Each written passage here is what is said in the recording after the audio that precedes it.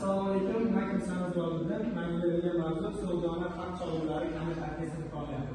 Hop, Sog'dona xalq cholg'ulari kamit orkestri 1991-yil 5-sentyabrda tashkil etilgan. Uning asoschisi Feruza Abdurahimova Ravshanova hisoblanadi va ijrolari Qahramon bozori. Orkestr 7 yil davomida muhim joylarda konsertlar qo'yib, mashg'ulotlar qilib kelishgan. Ular 1988-yilda O'zbekiston Madaniyat vazirligi tomonidan tasarrufga olingan va 2017-yildan boshlab filarmoniyada o'zlarining mashg'ulotlarini kasblarini kelishmoqda. Orkestrning asosiy vazifalari yoshlarimizga milliy musiqa va mumtoz musiqalarni singdirish.